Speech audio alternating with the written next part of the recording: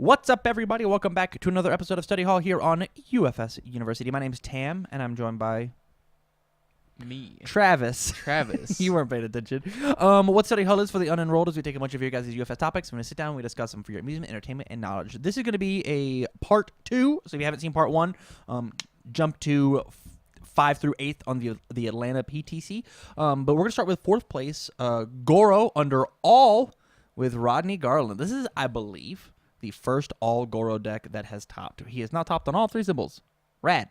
Travis, you ran this deck for a while here locally. Will you tell me about it, my guy? Ooh, look at this. Look at this off symbol women's leaf shield. Sorry, I didn't mean to get.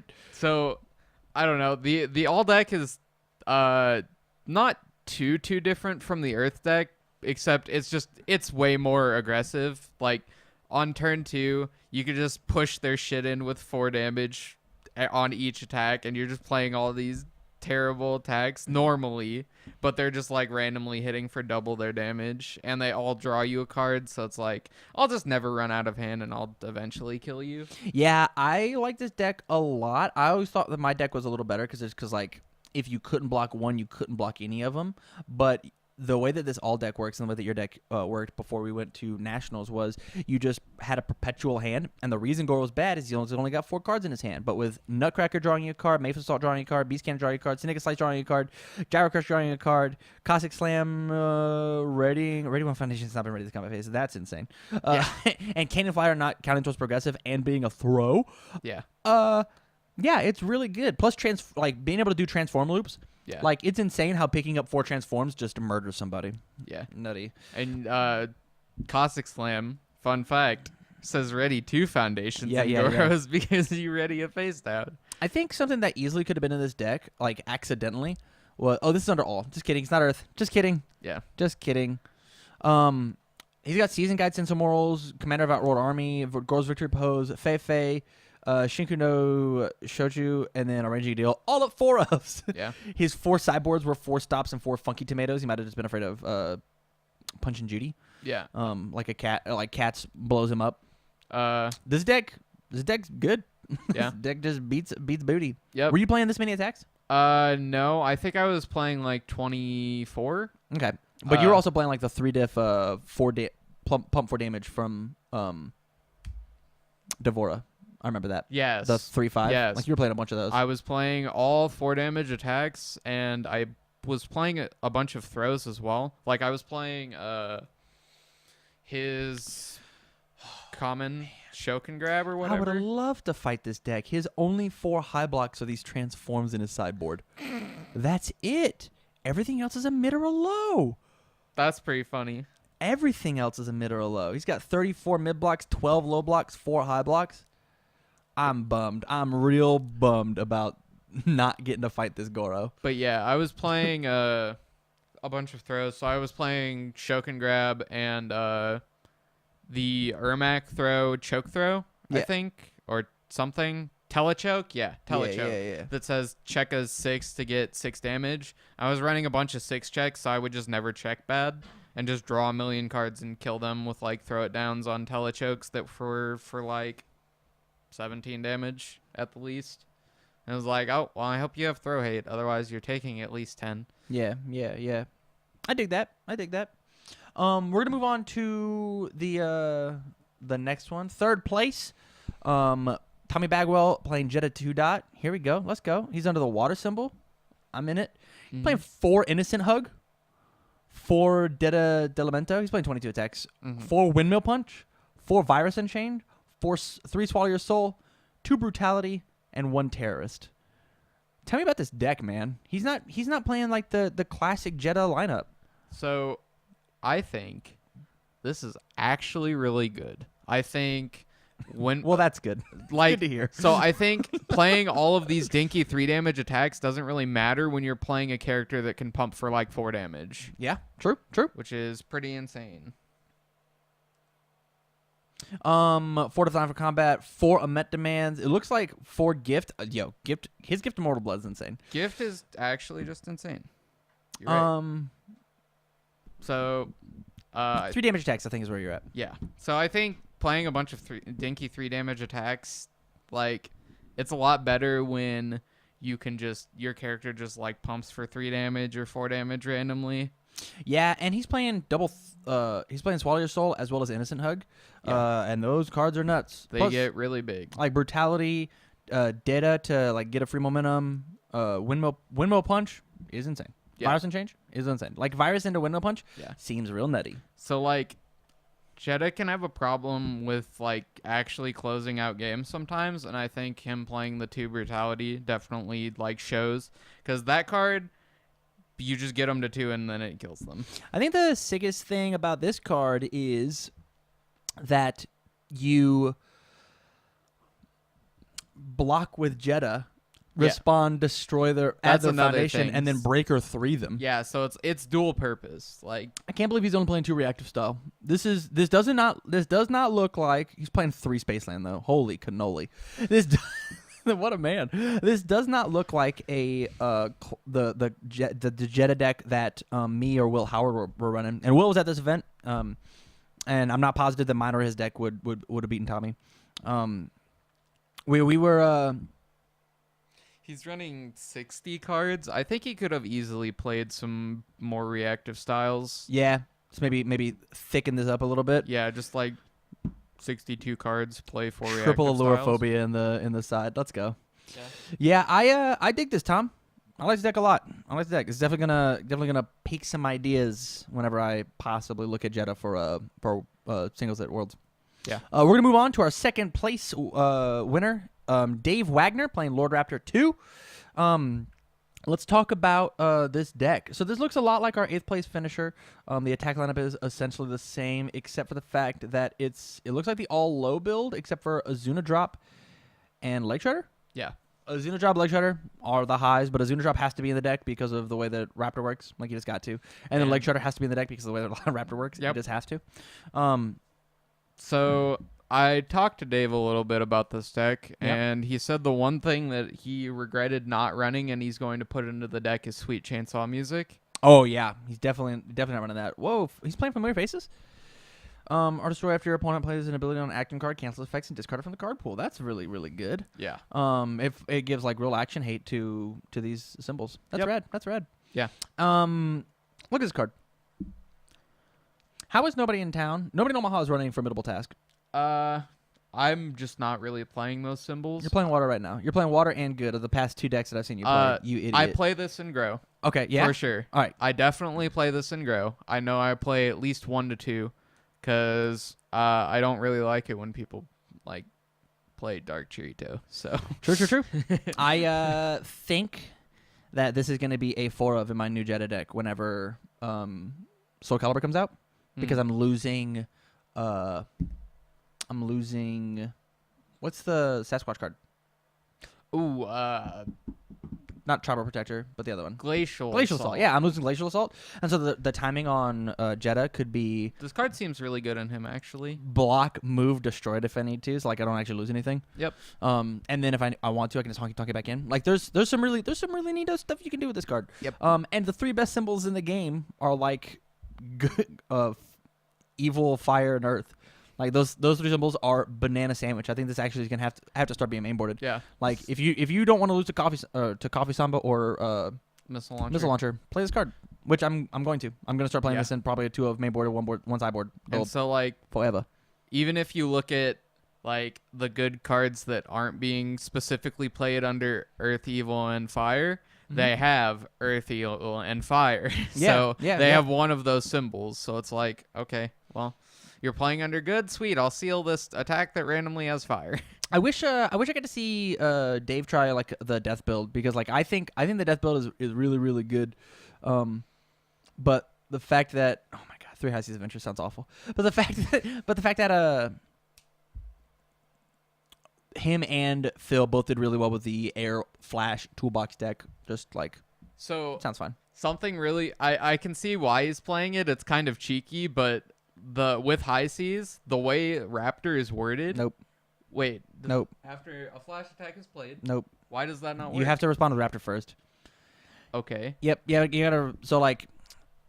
So this says after it's played, it gets it. So it's been played. Okay. It's been played. Okay. And so the window for Raptor to respond is over. and then it gets flash. Okay, sure. Yeah. Rip. Yep. I know. Okay. I wanted to do that shit too. Then But you can do it. You can do it with Adinian royalty. That does work. Yeah. That does work. Under death. Yeah. So then, like, I don't know. I probably wouldn't have played as many high seas. High seas beats missile launcher, so play it. Yeah, but like, I don't think I'd play 3 because at the end of the day, it's a 3-4 non-block. Yeah. That you always want your staging area, so build it. Yeah, but like, You always want that card in your staging area. yeah, That card says even build 1 pass is good. Honestly. yeah. I mean, I'd still play like 2. Right. Well, you didn't top a PTC, so shut up. You're right. You got me. I'm so bummed. All right, let's talk about Tim Keith's Lilith 2 dot deck. Sure. First place. Hold on, I gotta give the shout outs. Shout out to Tim Keith to be the only man to bring Tamron Dallas Cardwell down. You did it. You boss moded me. You final bossed me in not even the final round. So thanks, man. This is the craziest Lilith deck you'll ever freaking find. It's playing 4 Nutcracker, 3 missile launcher that are not 4 damage. So or not 3 damage. this makes sense because both of them do what the character is wanting to do without actually contributing to the character. Yeah, totally. If that makes sense. So like Nutcracker puts a sense of walls in your card pool, and that's suddenly +2 damage and +2 speed on all of your dinky 3 diffs. Totally. Or 3 damage or less attacks. Yeah. And then Missile Launcher just opens them up and is a huge threat at any point in the game. Yeah, 100%. It's like it's the best card in the game. The biggest thing about this deck is like he never like killed me with like Swallow Your Soul was only to give Nutcracker and Missile Launcher extra stats.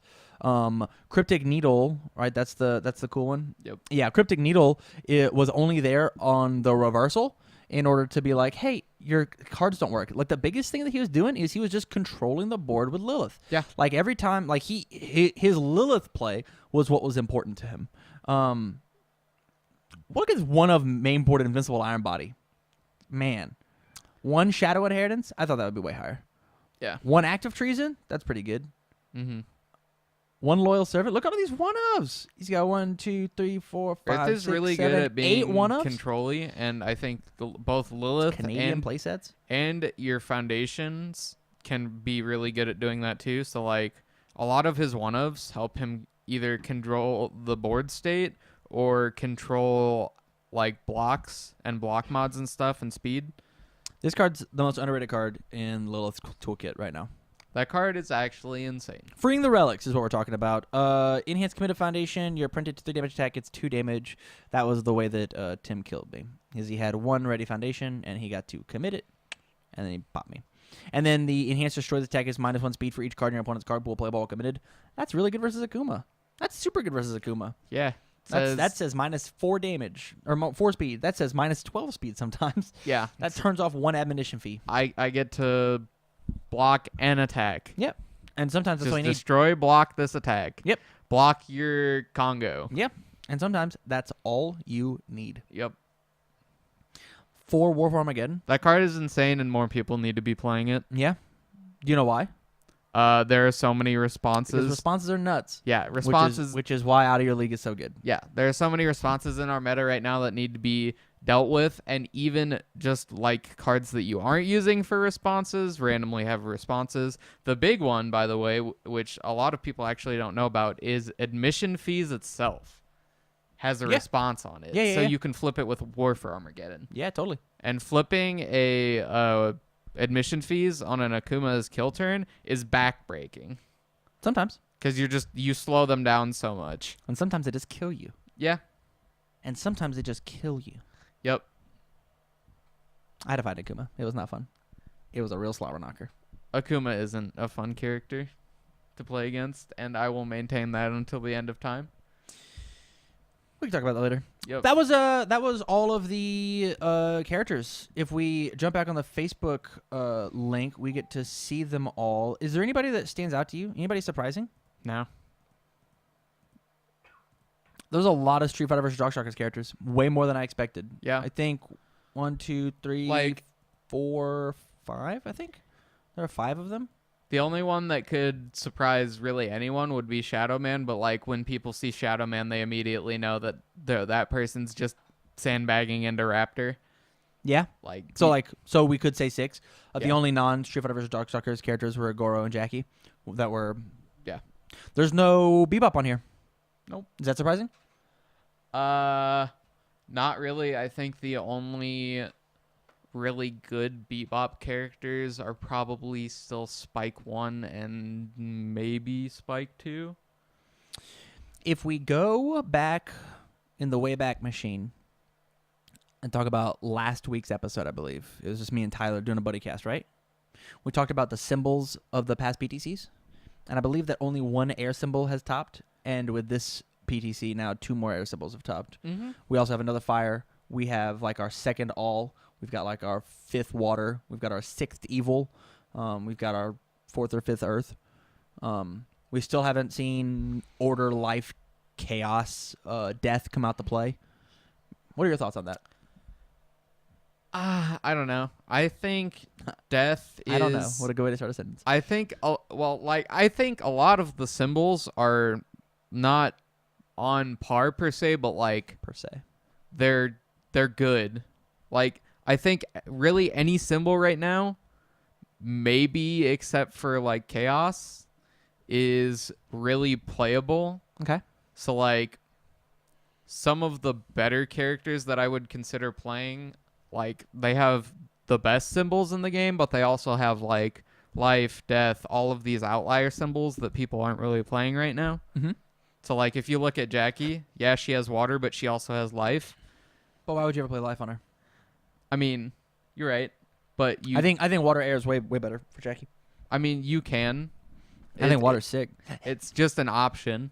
Like, that's another thing. Like, we might not be seeing these symbols because people have the mentality, oh, well, why don't I just play water instead? This character has water life. Why don't I just play water instead? I am single-handedly... That's a lie. There was one other water deck. There's the other water... There's water Jackie and like a water... Dr. Cossack over in the over west in the California PTC. Mm-hmm. I've now topped 2 events with the water symbol by myself for this season. And the Collinsville PTC with Faye, water. Basically playing the same foundation lineup. But yeah, I like this PTC a lot. I like the shake up. I wish there was actually a little bit more Mortal Kombat, a little more Bebop showing, and I wonder if this is telling for the future of how Soul Calibur is going to work. I wonder if Street Fighter vs. Darkstalkers is just so paint by numbers, asterisk, we can say that, but Lilith did not paint by numbers, is so paint by numbers that like it just works. Yeah, like Jeddah and Lilith were not paint by numbers by any stretch of the imagination, but Lord Raptor, Akuma, and Ken were. Mm-hmm. The only Ken attack Ken wasn't playing was Tatsu. Yeah. Yeah, I think that I don't know. I think the Soul Calibur characters are potentially better than our Street Fighter versus Darkstalkers characters minus Akuma. Okay. I think right now Akuma is such an enigma because of his abilities aren't actually like the costs on his abilities aren't actually costs, they're benefits to him. Yeah. Like, when you put a cost on a character, it should be a detriment, a slight detriment at the most, not a benefit to that character. I'm not going to rebuttal because I think that's actually a really good topic for another time. Yeah. Like what is cost? Agreed. I dig that as a topic, and I don't want to. I mean, we're already jumping in. We're another 20 minutes here. Yeah. Man, I love these PTC topics. They're so easy. They're so easy. So with that, we're going to ahead and move on to a little more debatable topics, and let's talk about how we prep. Let's talk about Worlds Prep on to topic 3.